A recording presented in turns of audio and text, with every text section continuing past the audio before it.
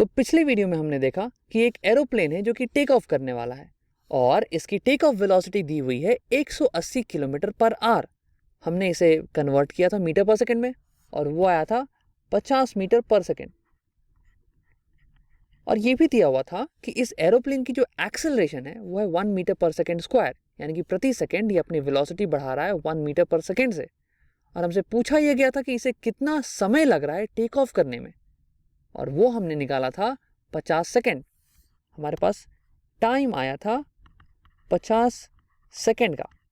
और इस सवाल में हमसे पूछा जा रहा है कि टेक ऑफ की प्रक्रिया में एरोप्लेन ने कितनी दूरी तय कर ली होगी। मान लीजिए एरोप्लेन यहाँ से चालू करती है टेक ऑफ करना, इसकी वेलोसिटी इनिशियल वेलोसिटी 0 है और फिर यहाँ से दौड़ते दौड़ते वो जाती है, अपनी वेलोसिटी बढ़ाते बढ़ाते यहाँ तक पहुँच जाती है जहाँ पे उसकी वेलोसिटी हो जाती है 50 मीटर पर सेकंड, और फिर यहाँ पे वो छोड़ देती है ज़मीन को। तो हमसे ये पूछा जा रहा है कि ये दूरी कितनी लंबी होगी, ये डिस्प्लेसमेंट कितना होगा। तो आइए हम देखते हैं कि हमें पता क्या है। उसके पहले मैं थोड़ा स्क्रीन क्लियर कर लूँ आपके लिए। तो हमें पता है कि वेलोसिटी क्या होती है। वेलोसिटी होती है displacement by time, displacement by time. और हमें डिस्प्लेसमेंट निकालना है और टाइम हमें दिया हुआ है 50 सेकंड और वेलोसिटी भी हमें दी हुई है 50 मीटर पर सेकंड। तो इसे डाल के हम डिस्प्लेसमेंट निकाल लेंगे आसानी से। तो हो गया ना सवाल? नहीं, एक चीज़ ये ध्यान देने वाली बात ये है कि ये जो प्लेन है अपनी वेलोसिटी बदल रहा है। इस प्लेन में एक्सेलरेशन है।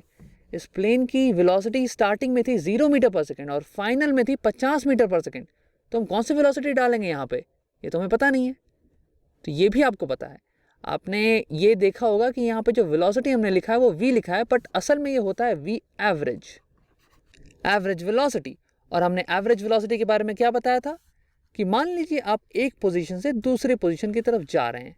मान लीजिए आप घर से स्कूल की तरफ आ रहे हैं, ठीक है, और आपको पता है कि ये टोटल दूरी जो है, ये टोटल डिस्प्लेसमेंट है s और टोटल टाइम आपको लगेगा t।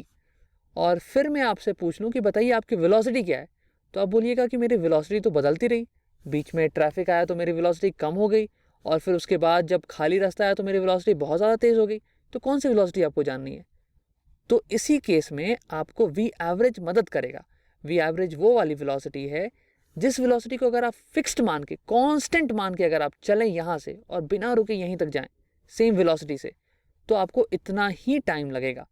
जैसे कि मान लीजिए ये टोटल दूरी थी 2 किलोमीटर की और आपको टोटल ट्रैवल करने में समय लगा 2 घंटे का, और बीच में आपकी वेलोसिटी चेंज होती रही, कभी 1 किलोमीटर पर आवर, कभी 2 किलोमीटर, कभी आधा किलोमीटर पर आवर।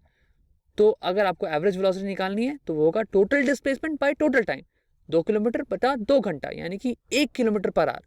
तो इस केस में अगर आप 1 किलोमीटर पर आवर से आप सीधे सीधे चलते रहते बिना अपनी वेलोसिटी घटाए या बढ़ाए, तो आप सेम समय में इतनी दूरी कवर कर लेते। तो आइए इसी चीज़ को यहाँ पे इस्तेमाल करते हैं। अगर मुझे एवरेज वेलोसिटी पता होती और टाइम तो दिया हुआ था ही, तो मैं डिस्प्लेसमेंट निकाल लेता, बट मुझे एवरेज वेलोसिटी पता है नहीं इस केस में। तो मैं क्या करूं? तो अब मैं आपको बताने वाला हूं एवरेज वेलोसिटी कैलकुलेट करने का एक और तरीका, और वो है v initial plus v final बटा 2, यानी कि v इनिशियल और v फाइनल का एवरेज इज एवरेज वेलोसिटी। लेकिन ये तभी सत्य है, ये तभी सही है जब आपकी एक्सेलरेशन एक कांस्टेंट नंबर हो, जब आपकी वेलोसिटी जो है एक कांस्टेंट नंबर से बढ़े हर सेकंड। हर सेकंड यहाँ पे हमारी वेलोसिटी 1 मीटर पर सेकंड से बढ़ रही है, लेकिन अगर हमारी वेलोसिटी 1 से बढ़ती 1 सेकंड, अगले सेकंड 5 से बढ़ जाए, अगले सेकंड 3 से कम हो जाए, तो उस केस में ये फॉर्मूला हम अप्लाई नहीं कर सकते हैं, ठीक है। तो आइए यहाँ पे हम वी एवरेज कैलकुलेट करते हैं। तो वी एवरेज हो जाएगा वी इनिशियल जो कि था 0 metre per second plus we final जो कि था 50 मीटर पर सेकंड, और इसका एवरेज लेंगे तो आ जाएगा 50 प्लस 0 50, 50 बटा 2 25, 25 मीटर पर सेकंड। ये हो गई आपकी एवरेज वेलोसिटी। अब इसी एवरेज वेलोसिटी को हम इस फॉर्मूले में डालते हैं। So v average is equal to displacement by time, यानी कि 25 metre per second is equal to displacement जो कि हमें निकालना है, और टाइम जो कि हमें दिया हुआ है 50 सेकेंड्स, 50 सेकेंड्स। बस इसी को सॉल्व करना है। तो आइए सॉल्व करते हैं थोड़ी जगह बना के। तो दोनों साइड में अब टाइम से मल्टीप्लाई करने वाला हूँ और मुझे आ जाएगा 25 metre per second into 50 second. Is equal to displacement, second से सेकेंड कट गया, और 25 इंटू 50, 25 5 125, और एक ज़ीरो आ जाएगा, ये मीटर। ये है आपका डिस्प्लेसमेंट। मतलब कि प्लेन को 1250 मीटर चलना पड़ेगा, उसके बाद वो अपनी टेक ऑफ वेलोसिटी को हासिल कर पाएगा और उड़ पाएगा। तो आइए ग्राफ्स की मदद से भी इसे एक बार समझ लेते हैं। थोड़ी सी जगह बना लेते हैं यहाँ पे, और हम यहाँ पे वेलोसिटी टाइम का ग्राफ बनाने वाले हैं। ये हुई हमारी वेलोसिटी, और ये हो गया हमारा टाइम एक्सिस। यहाँ पे लिख देते हैं हम वेलोसिटी, यहाँ पे लिख देते हैं हम टाइम है सेकंड में, वेलोसिटी है मीटर पर सेकंड में। और हमें पता है कि इनिशियली स्टार्टिंग में प्लेन की वेलोसिटी थी 0 मीटर पर सेकंड।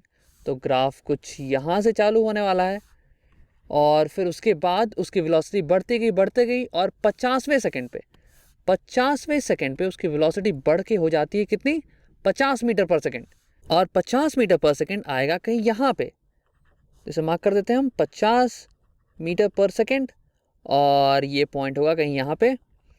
तो हमें पता है कि इनिशियल वेलोसिटी थी 0 मीटर पर सेकंड, और उसका एक्सेलरेशन था 1 मीटर पर सेकंड स्क्वायर, और एक्सेलरेशन एक कांस्टेंट नंबर था, यानी कि प्रति सेकंड 1 से बढ़ोतरी हो रही है।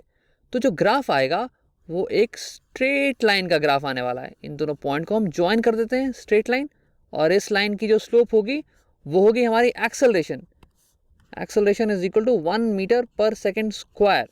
अब देखिए, वेलोसिटी टाइम ग्राफ में अगर आपको डिस्प्लेसमेंट निकालना हो तो आप क्या कीजिएगा, वेलोसिटी टाइम ग्राफ में एरिया अंडर द कर्व होता है डिस्प्लेसमेंट।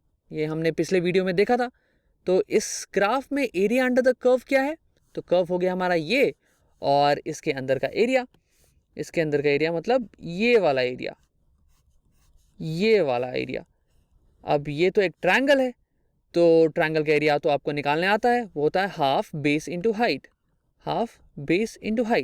अब यहाँ पे बेस कितना है, बेस है 50 सेकेंड का, तो ये लिखते हैं हाफ बेस वो है 50 सेकेंड, और हाइट जो है वो है 50 मीटर पर सेकेंड। तो इसे भी लिख लेते हैं 50 मीटर पर सेकेंड।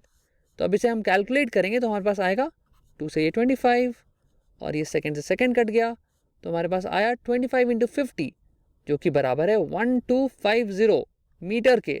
बिल्कुल सही, बिल्कुल पिछले बार की तरह। ये है हमारा डिस्प्लेसमेंट। अब ये तो था डिस्प्लेसमेंट ग्राफ से।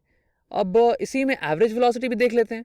तो हमने क्या बताया था आपको कि एवरेज वेलोसिटी एक्सेलरेटेड मोशन में, कांस्टेंट एक्सेलरेटेड मोशन में क्या होता है, average of initial and final velocity. तो इनिशियल वेलोसिटी थी 0 मीटर पर सेकेंड, और फाइनल वेलोसिटी थी 50 मीटर पर सेकेंड। तो इन दोनों का एवरेज आया था 25, जो कि कहीं बीच में होगा, 25 मीटर पर सेकेंड। अब हमने ये कहा था कि एवरेज वेलोसिटी को कांस्टेंट मान के अगर आप सेम टाइम इंटरवल के लिए, सेम टाइम ड्यूरेशन के लिए अगर आप चलें, ठीक है, तो जो एरिया अंडर द कर्व आएगा, यानी कि ये वाला एरिया, ये बराबर होगा पुराने ओरिजिनल एरिया के। ये जो नया एरिया है ये बराबर होगा ओरिजिनल एरिया के। तो देखिए, ये जो नया एरिया है ये तो एक रेक्टेंगल लग रहा है, और रेक्टेंगल का एरिया क्या होता है, लेंथ इंटू ब्रेथ। और यहाँ पे लेंथ क्या दिया हुआ है, 50 सेकेंड्स, और ब्रेथ दिया हुआ है आपको 25 metre per second, 25 metre per second. तो इसे कैलकुलेट करते हैं, सेकेंड से सेकेंड कट गया, 50 इंटू 25 क्या आएगा, 1250 मीटर्स, बिल्कुल पहले बार की तरह। तो यानी कि इस एरोप्लेन को टेक ऑफ करने के लिए कम से कम 1250 मीटर लंबी जमीन चाहिए होगी।